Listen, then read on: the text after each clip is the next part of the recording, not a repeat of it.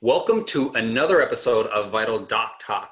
And today on the call, we have Dr. Gail Gazelle, and she is awesome, especially when it comes to the topic of Dr. Burnout, but don't take my word for it. Dr. Gail, welcome to the show. Why don't you give us a quick background on yourself and let's dive on right in. Oh, thanks. It's really a pleasure to be here today. So I was a hospice physician for most of my career. I loved it, loved taking care of patients near the end of life. Then about 10 years ago, as we were understanding more about physician burnout, I decided to become an executive coach so that I could coach colleagues across North America to help build their resilience to all the stresses that they face. Along the way, I became a mindfulness meditation teacher, which has just been great personally and allows me to really expand what I offer the physicians that I coach. And then I have a book coming out in a month, Everyday Resilience, a book Wow. that is for anyone who wants to build their resilience toward any challenge they're facing, the pandemic, a difficult boss, a divorce, whatever the challenges are. This book provides a roadmap to help people build this important resource of resilience. That's awesome. And I think burnout is obviously a huge thing that most Americans are facing, and especially doctors with their insane schedules. Whenever I talk to them, I think the higher up on the business ladder you go in performance, the more at risk you are. So normally in our standard interview, right, we'll ask, what's your favorite method of growing your practice, et cetera. But, today is a little bit different since you specialize in burnout. So why don't you take us through what's kind of been the first, what's been your view on burnout, your first client versus today? Like, has your views changed, your strategies and processes, right? Take us through that journey. How'd you get your first client? Wonderful. That's a great question. Yeah, when I was starting up, I knew I wanted to coach other physicians. So I got trained as a coach, of course, and I got certified as a coach. And then I put out a half-price offer to a whole bunch of physicians that I had on my email list. And I got my first 3 clients 10 years ago. Wow.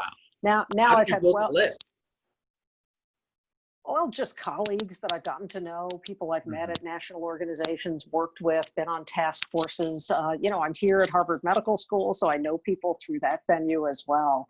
And a couple of things that I know now that I didn't understand then about burnout. Typically, when you ask doctors what's going on with burnout, why are we having this epidemic of burnout, before we had the COVID pandemic, what doctors typically say is, it's the electronic health record. It's the pressure to be more productive, to do more and more with less and less, kind of the big brother, big system, all of which are incredibly true and all of which contribute to burnout. What I've learned as I've coached now hundreds of physicians is that there's often a backstory in addition to that, a backstory perhaps around being a perfectionist, always having the answer. And there's so many issues now for anyone who's in practice. They understand there's so many things we don't have the answer to. Just look at the pandemic, for example. And if we're taught as physicians that we're the one who has the answer, we're the captain of the ship, the one who always gets it right and gets it perfectly, what do we do when we have something that we don't have the answers for? And that's part of the backstory of what can contribute to burnout. So a lot of what I'm doing with coaching is helping physicians focus on the part of the burnout equation that they can control, which is themselves, and how they relate to the difficulties and the stresses that they face. Because we can all expend so much energy railing against things that we actually have no ability to change, like the electronic health record, like the pressures to be productive, that's the way we're compensated now in medicine. We don't have a lot of control over those things. So I work with people to help decrease the energy that they dissipate, kind of banging their head against that wall of wanting these things to change that we don't have control over. So that's a lot of what I'm helping people with resilience. And so much of burnout and resilience carries over once we leave the office into our home lives. So many physicians, their mind is so preoccupied with difficult cases and things in their practice that, again, they can't even really be present with their loved ones. Their mind is racing. So a lot of what I'm helping my clients do is be more present so that they can actually enjoy the good, healthy relationships that are so important to them. For sure. Every person running a high performing organization, and especially doctors, right? They've got a million things to do on their to-do list, right? Yes. And obvious, one of the things they should, I think personally do is prioritize, right? What is the one thing you do today? Like I was reading this book right now on focus, actually. It's what is the one thing you're going to do today that's going to make you feel productive? You only had one thing. But why don't you, can you tell us some of the myths that people have when it comes to productivity and burnout, and how do we, because I feel like everybody knows like, hey, you've got to focus, the kind of the general, but I'm sure there's myths that people get sucked into. I think one of them you talked about was, as the doctor, you've got to have all the answers. Yes, yes. I think perfectionism is very high on that list. Most people who go into medical training actually have become perfectionists to meet the demands of what they need to do to get the grades and et cetera, to move along in a really challenging career. And then we apply that perfectionism to everything. We got to get it exactly right with the patient.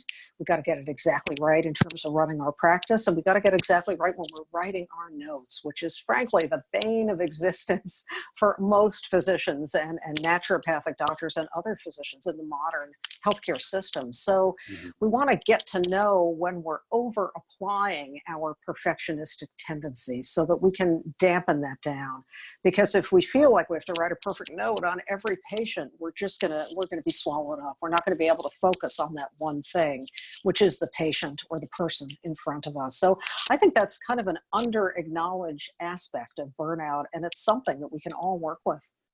That's a fantastic point, because I was just interviewing, I did my second episode today, and this other doctor, she's been crushing it, especially during coronavirus, which is surprising. And so one of the ways she grew her practice is through Facebook groups, and the following says you need to have 300 members. And she actually got 4 new people enrolled in her paid program. They already paid.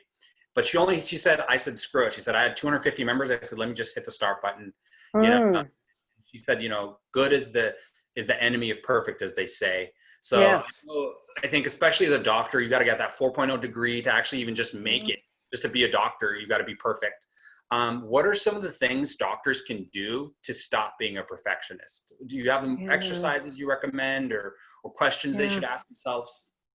What the key is self-awareness. We really need to get to know our own mental patterns, because it's kind of like making a diagnosis in the practice of medicine. If we don't make a diagnosis with a patient, we can't go ahead and treat them. So we have to diagnose, in a sense, our own mental habits of mind, like perfectionism. We have to know when we're over applying that, like this client that you just talked about who wanted the magic number of 300 and realized, hey, I can get started with 250. So we have to get to know it. Once we spot it, then we can work with it. We can work with ourselves and think, do I need to be a perfectionist here? Is that really the most important thing? Or is it more important that I get the job done and get home and have some quality time at the end of the day with my loved ones, or get to the gym, for example? So it's all about that awareness of kind of cracking the nut of what our own patterns are that are operating in the background for all of us. We need to bring them into the foreground, and then we have the agency to work with them. I love that. So if you could give a tip to a doctor to start getting that awareness, what would it be? Should they log their time every day and reflect on the week at the end of the week? Is it you write down, hey, if I could only get one thing done today, what would be some of the action steps here? There's so many good ones. The book that you mentioned, The One Thing, is a great concept. What's the one thing that I have to get done this hour, this day, this week? It really helps us focus our energy and, stay away from all the noise that we all have in our inboxes. So that's one thing that doing the one thing, very important. Another thing is mindfulness, taking some time to sit quietly, getting to know, being aware of what's here. So we all know mindfulness can help build calm. Mindfulness can also get us to know the workings of our own mind, the 20 to 50,000 thoughts that we have on any given day, some incredibly useful, some not. But we need to get to know those patterns. So I've really found for myself and with the hundreds of physicians that I've coached, actually having a brief meditation practice, even 5 to 10 minutes every single day, helps to build that quiet mind, and also helps us to get to know our own patterns, like perfectionism, like the imposter syndrome, like an inner critic, all of these mental patterns that are operating sometimes out of our conscious view. We get to know them a little bit more, and that way we can work with them. So that's really what I recommend. That's fantastic, guys. And by the way, you guys should definitely check the book out. It's called, obviously her book, number one, and it was Everyday Resilience. Is that correct? Everyday Resilience. Yep. Yes. That'll be out probably, it'll be out by the time you watch this. We take 10 business days to upload a podcast. And then also the book we mentioned was One Thing, written by a billionaire real estate mogul. His name is Gary Keller, and he runs like $100 billion company. And so that's a great book as well. And then also, to attest to what Dr. Gail was talking about in terms of quieting your mind, I read this other book called Deep Work. And it talks about how some of the top performing CEOs and business people, they actually have an hour even a day where they sit to them. Even Bill Gates, actually, if you guys watch his documentary, he has a think week. He just goes to a cabin and thinks for a week. So they think and they learn to quiet their mind. So these are, all really high quality, fantastic tips. Dr. Gail, when a doctor meets you for the first time, tell me, what are some of the symptoms they're facing? Are they, always late to kids' soccer practices, 80 hours a week? What's kind of the typical, challenges and symptoms that they have when they're like, okay, this is time to come to see you? What makes them come to see you? Yeah, really good question. They're not just missing their kids' soccer and violin practices. They're feeling really crappy about themselves and feeling really guilty that they're not a good parent. Or they make it to those games and they're feeling really guilty that they're not seeing patients and bringing in revenue. So that's one hallmark of burnout, this guilt that becomes very pervasive. There's also this tremendous sense of exhaustion and feeling like they got to be more efficient, they got to work harder, but the tank is really empty, the well is dry. So those are hallmarks. And then also, when we're in burnout, we start withdrawing. We become cynical about the practice of medicine. Why did I even go into the practice of medicine in the first place? I'm not achieving anything. So those are some of the symptoms that people can be on the lookout for to help them realize, whoa, I got to work with this. I got to change some things. If I'm going to run the marathon of my career and have some modicum of happiness and fulfillment so I can be productive and grow my practice, I got to really take care of myself. So that's, I think those are a few things that people can be looking out for. Yeah, guys. So I think these are a few things you can look out for. Maybe think about yourself, and then also other people that you're talking to, maybe other colleagues in the field. And if you notice that they're burnt out, you could refer them to obviously Dr. Gail and check out the book as well. Dr. Gail, how have you seen coronavirus impact doctors? Has it added stress, reduced stress? Because to me, in some sense, I feel like it can be a forced vacation, but in other ways, practice just died. So maybe you're like even more feeling more guilty and worse. So what have you seen, and what are the best responses you've seen in the field? I think the impact is almost immeasurable. In terms of lost revenue, it's been huge for hospital systems and for practices. The amount of money that has to go into reconfiguring an office so that you have the 6 feet of social distancing, changing exam rooms, changing schedules. It's the financial of the epidemic is profound, not to mention that a lot of people in healthcare are being furloughed and actually losing their jobs. So that's one area that the impact has just been tremendous. I think the other really major impact is the fear.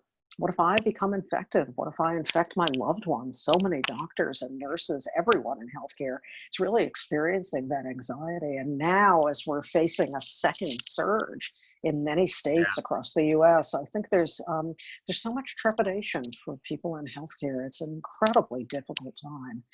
And so I encourage people to be kind to themselves, to really be caring, take some time to exercise, to get outside. It's a beautiful time of year now.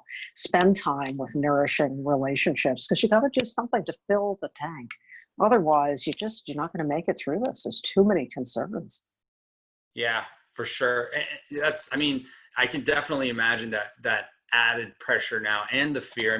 I personally talk to my family members who were just torn, especially when it comes to, those at risk. You have to cut down those ties. So definitely a lot can, close in on you as a doctor. What have been some of the more positive responses you've seen during this time? Turn it into some kind of strength or find a hidden pocket? I think I didn't see this as much when I was coaching physicians early in the epidemic, but now it's a lot of talk about silver linings. Time with the kids who are home from college, for example, that time that you wouldn't have had, with a grown child. That's a real silver lining.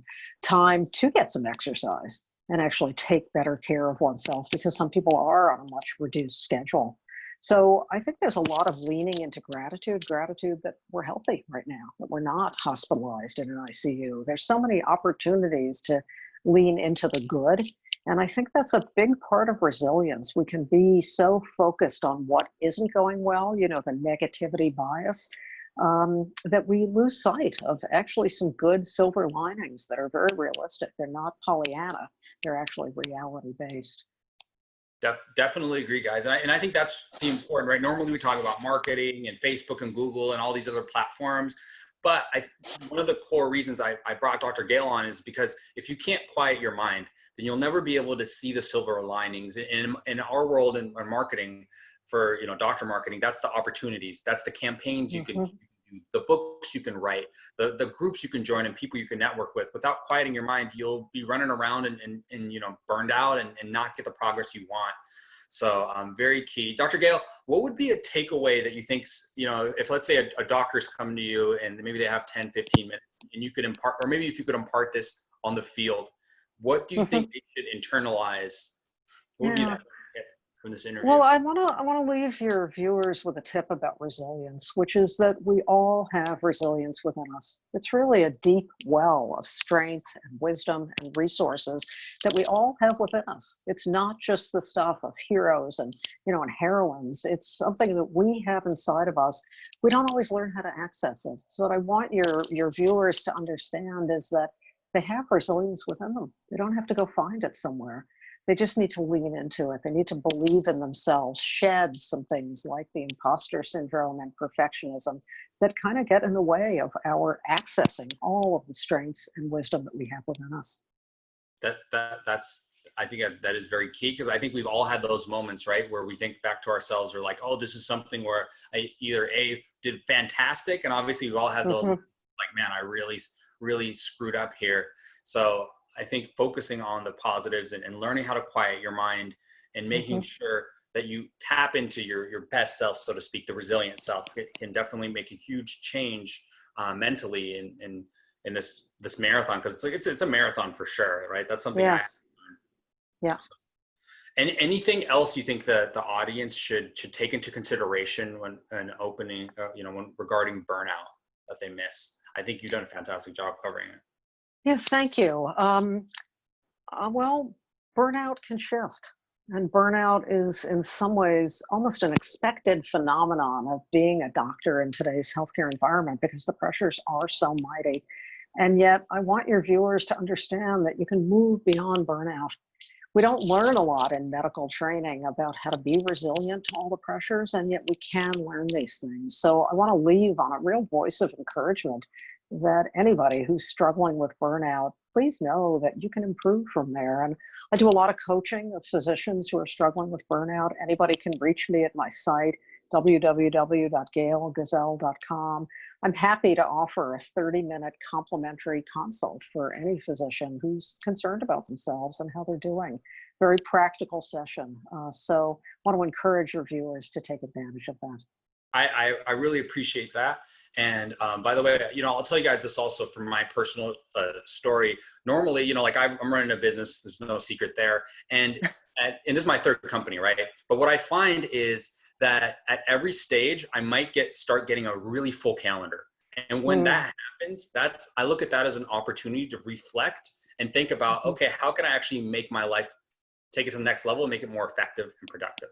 So, things like such as obviously becoming parents, which I'm a cat parent, so I have no idea there. But that is, I imagine that would be an opportunity, or just like starting a new business, an opportunity to learn how to make more with less and really look at the key aspects. And I think Dr. Gail here, she can give you guys a great step and even process to make sure that you get those issues worked out. Dr. Gail, what comes in that 30-minute consultation? Could people do anything to prepare?